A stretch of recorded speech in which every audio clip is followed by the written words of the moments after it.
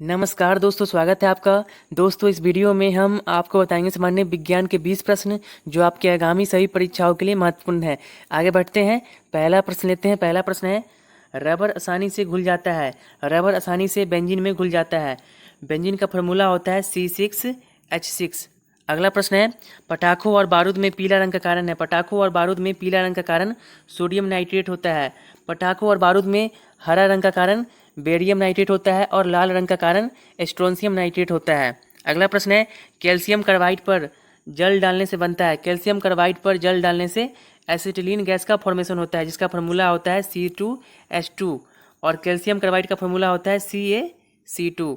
अगला प्रश्न है, बर्फ जमने में जेलेटिन क्यों मिलाया जाता है। बर्फ जमने में जेलेटिन बर्फ को पिघलने से रोकने के लिए मिलाया जाता है। अगला प्रश्न है, यदि कोई व्यक्ति दूर स्थित वस्तु को देखने में सक्षम नहीं है तो वह किस रोग से ग्रस्त है।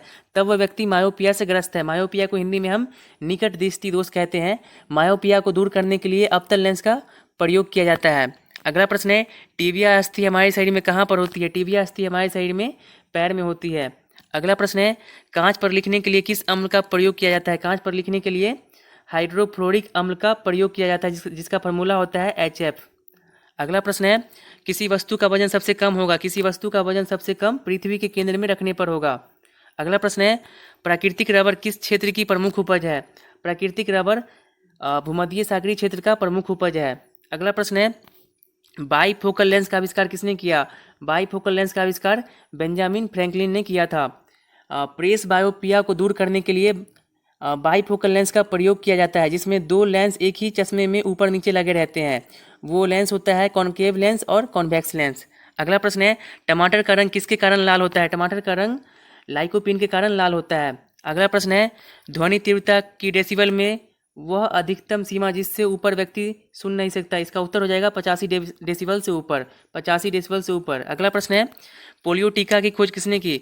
पोलियो टीका की खोज जॉन साल्क ने की थी। अगला प्रश्न है, चुंबकीय फ्लक्स की इकाई है। चुंबकीय फ्लक्स की इकाई वेबर होता है, वेबर। अगला प्रश्न है, रेटिना पर बना प्रतिबिंब होता है। रेटिना पर बना प्रतिबिंब वास्तविक तथा उल्टा होता है।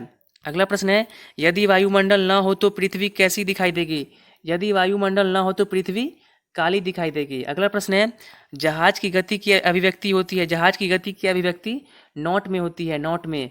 अगला प्रश्न है, DOS का विस्तृत रूप है। DOS का विस्तृत रूप डिस्क ऑपरेटिंग सिस्टम है, डिस्क ऑपरेटिंग सिस्टम। अगला प्रश्न है, प्रयोगशाला उपकरणों को बनाने के लिए किस कांच का प्रयोग होता है। प्रयोगशाला उपकरणों को बनाने के लिए पायरेक्स कांच का प्रयोग किया जाता है। अगला प्रश्न है, लास्ट प्रश्न है, एक अधातु जो ताप एवं विद्युत का सुचालक है। एक अधातु जो ताप एवं विद्युत का सुचालक है वो ग्रेफाइट है। दोस्तों, अगर सभी प्रश्न समझ में आए हैं तो वीडियो को लाइक करें, शेयर करें और चैनल को सब्सक्राइब करें। जय हिंद।